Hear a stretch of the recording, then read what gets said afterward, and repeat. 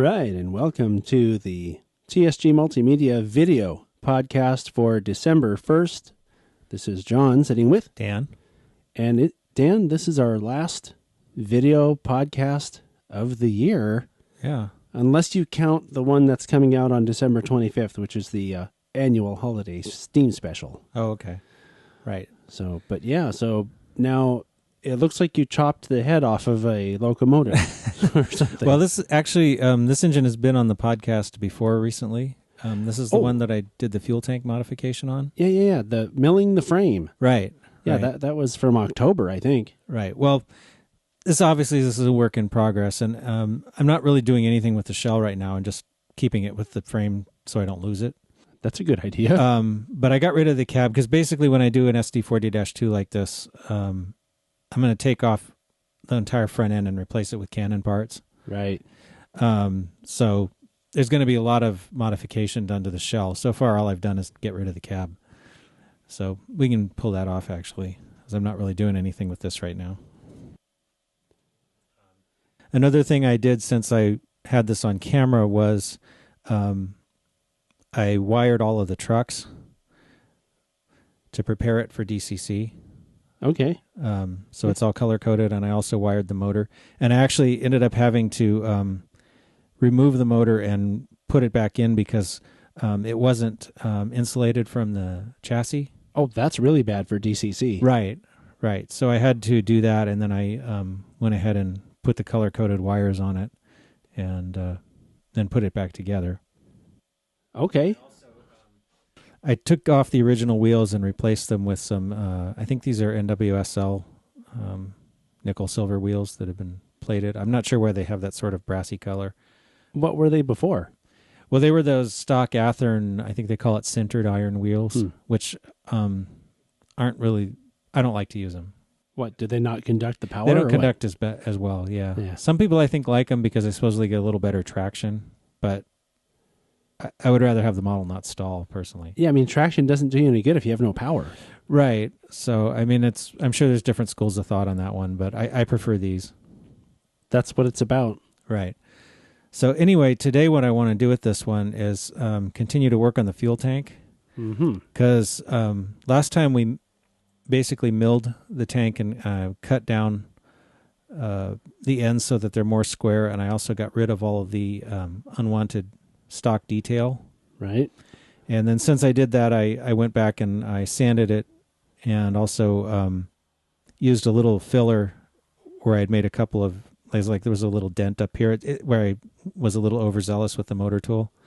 This isn't really going to show because remember, it's going to be in a shadow underneath the sill. Yeah. So it's not that critical of a thing, but you need someone to get out a microscope to see stuff like that. Yeah, I don't think anyone's going to look at it that closely, honestly. But anyway, today what I want to do is do the end caps for the fuel tanks. All right. Or the fuel tank, I should say. There's only one. Well, I mean, you could cut it in the middle and you'd have two. Yeah. There actually are some engines like that, although I don't know that I've ever seen an SD40-2 that has a dual tank. Let's stick to one tank then. Yeah, but it has two. I was thinking two because it has one cap on each end. Got it.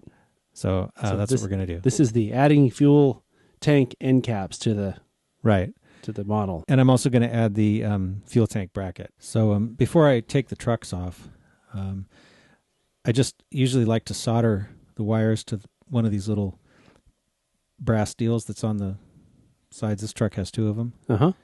And it makes a convenient place to solder a wire. Sure. So I'm just going to use a little screwdriver and pop the gear cover off, and then I can take the gears out, and then the truck just comes out like that.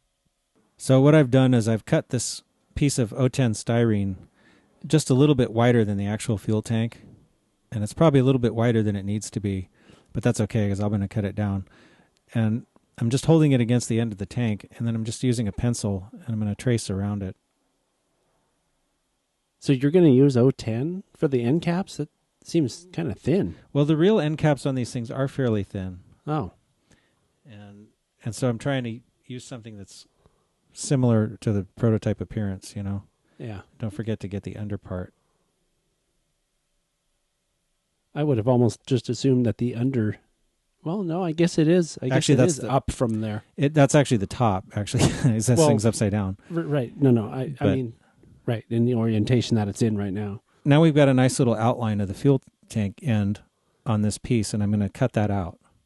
Then do you use the piece that you cut out as a template for the other side? No, I'll just trace another one and cut two of them. Okay. So it looks like you labeled them too, huh? Yeah, these are actually pretty crudely cut at this point. I just cut a little bit outside the line I drew, not being all that careful really, because the final shaping will come later.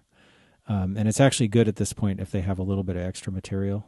Yeah, it's always better to have more than you need, right? Because you can Right. take it off slowly. Right. I also labeled them front and rear just in case there's any variation in size from one end of the tank to the other. Yeah. There And shouldn't be really, but there could be some though, because you Yeah. did that by hand. right. I did it. I sanded it by hand, so it could be that one end is slightly different. Probably nothing that you'd notice when the model's finished, but Yeah. in any case, one thing I'm going to do before I leave these is I'm going to sand off the outline that I drew, just so that there's no graphite where there might be paint going later. Does graphite really affect the paint that much? I don't know, but I would rather not leave it there. Well, better safe than sorry, I guess. So I've glued the end caps on with some CA type glue and let them dry a little bit. And as you can see, they stick out pretty far. So I need to basically sand that down now. Okay. Now, I have a question since you're going to be doing that anyway. Uh-huh. How do you know how thin to make that? Well, you could put a little piece of plastic or something here and Okay. use it as kind of a depth gauge. Yeah. Or you can just eyeball it. I usually just eyeball it and just am really careful. Yeah. Um, But the point is they're there now, right? right. So yeah. You just want to sand it down so that there's just a little bit of a lip sticking out, because that's how the real ones are. Yeah. The end piece sticks out just a little bit beyond the rest of the tank. Yeah. Do you know, it's funny. I'm looking at this and thinking to myself, that is a lot of trouble to go through for such a small thing. But when it's on there, this is one of those things that you do to your models that is such a subtle sort of difference, between yours and maybe somebody else's, that would just make yours look better. And it wouldn't be something that somebody would necessarily go, oh, look, he has end caps on the fuel tanks. Right. It's It would just it's a be subtle there. thing. Yeah. It's just, every little thing you do that makes it look more like the real thing makes the model overall more realistic. So now I've finished sanding the end caps down, and I have a nice little, just a barely detectable lip around the edge, which is what I want. Right. So, but when it's painted, it'll be even less detectable.